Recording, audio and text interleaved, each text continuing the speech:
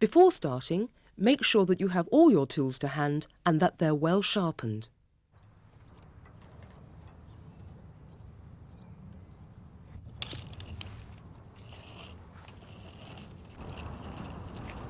Start by measuring the distance that the joists will span.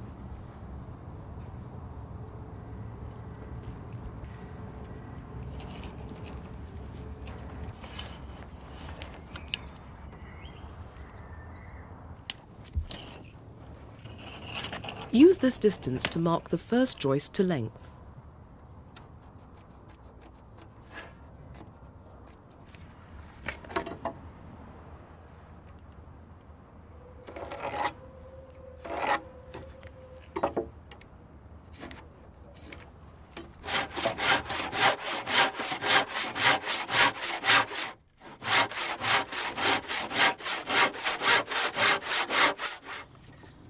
Check the joist for camber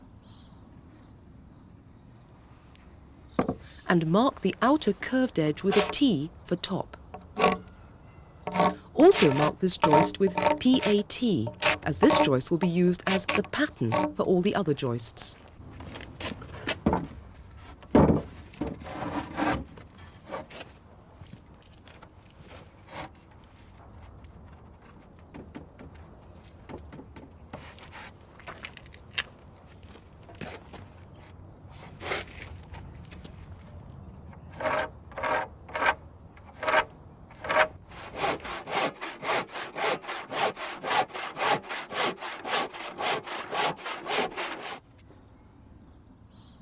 Check each of the joists for camber and mark their top edges.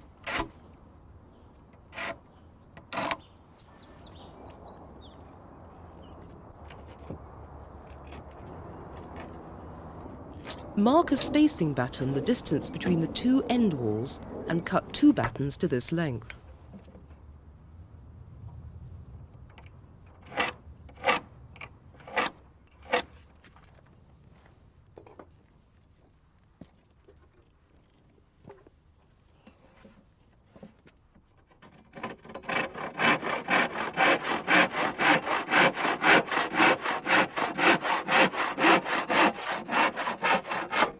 Lay the battens out onto stools before marking on the joist positions.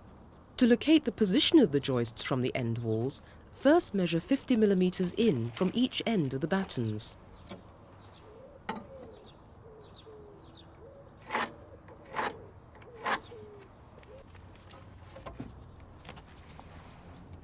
Measure the thickness of the joists, 50 mm for these, and mark this onto the battens.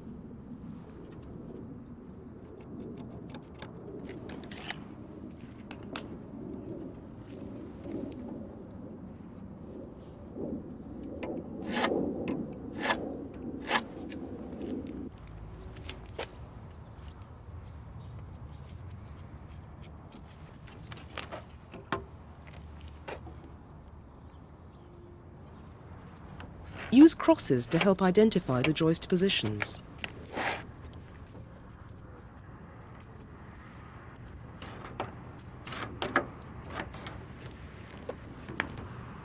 To ensure a 12 mm gap from the end walls when the flooring is finally fixed into position, place the flooring material 12 mm in from the end of the battens.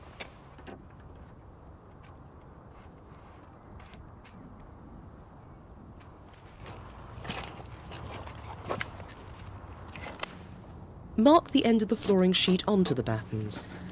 This will be the centre of a joist. Measure 25 mm either side of this mark for the thickness of the joist.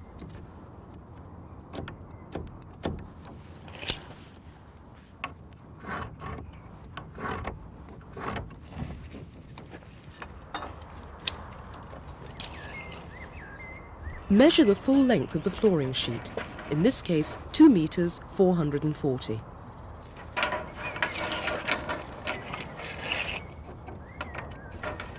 And then mark half this length, 1 meter 220, onto the battens. Again, this is the centre position of a joist. Measure 25 mm either side of this mark for the thickness of the joist. This ensures that this joist can support the end of a half flooring sheet.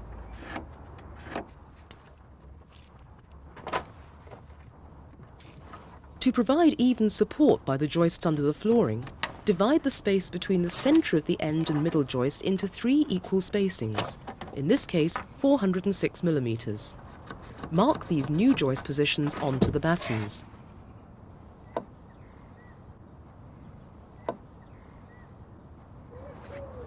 Continue to use this measurement of 406 millimetres from the centre of the half flooring sheet joist.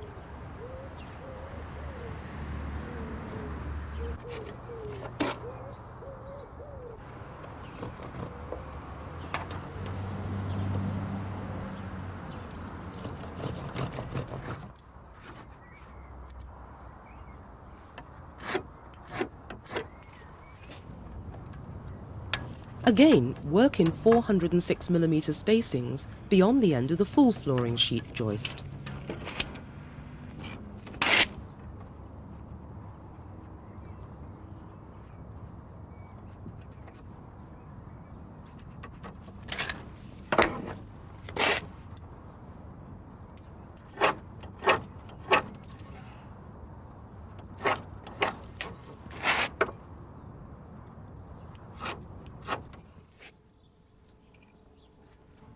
Where the distance between the last joist and the end wall joist will not provide spacings of 406 mm, position that joist centrally.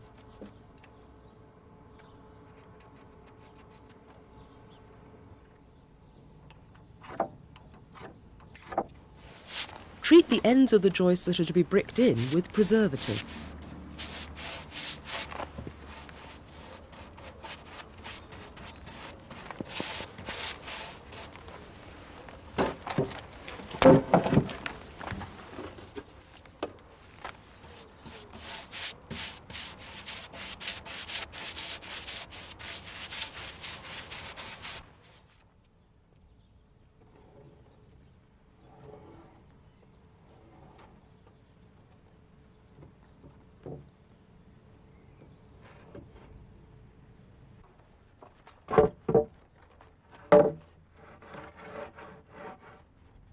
When laying out the joists, make sure that the edges marked T are uppermost.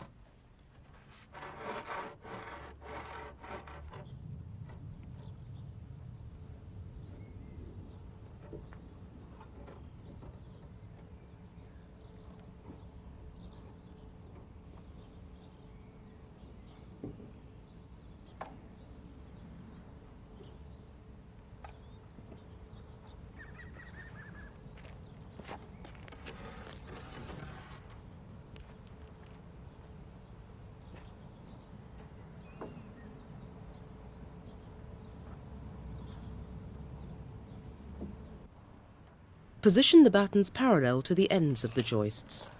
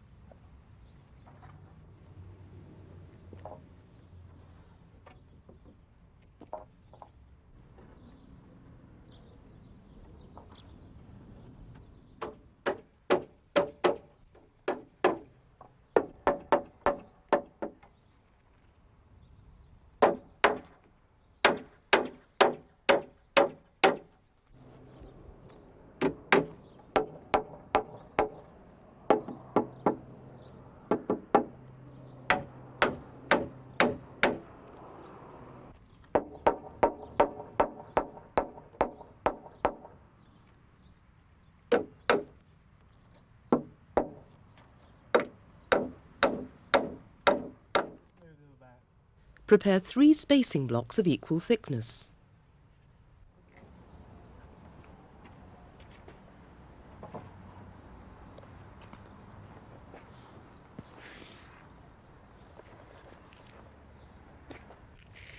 These blocks are used to level the end joists.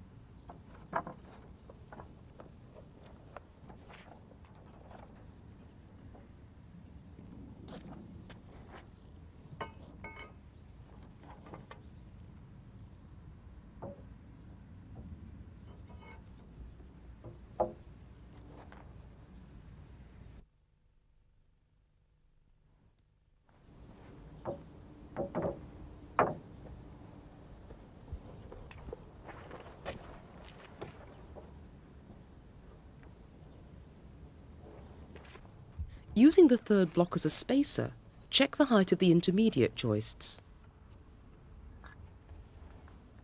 Use slate to pack any low joists up to the correct height, and repeat this procedure at the other end of the joists.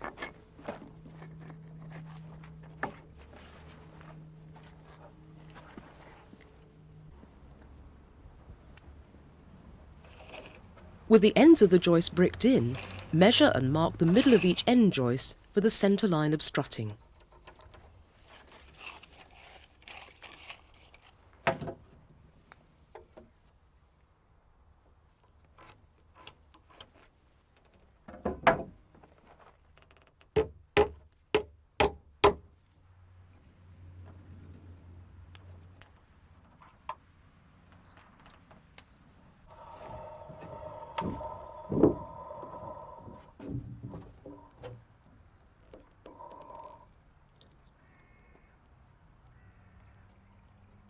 Mark the middle of the intermediate joist with a chalk line to indicate the centre line of the strutting.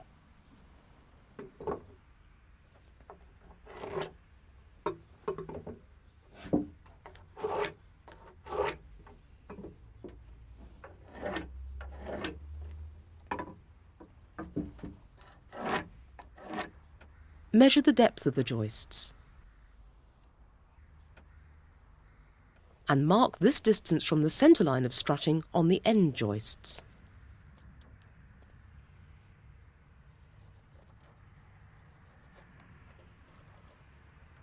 And then measure back 12 mm and mark this across the joists using the chalk line.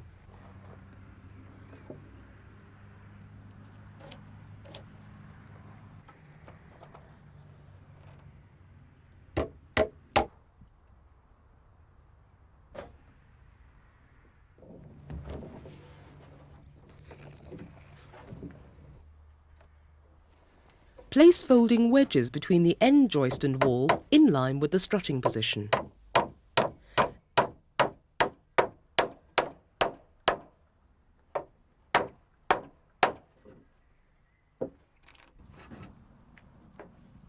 Nail one of the spacing battens parallel to the centre line of strutting.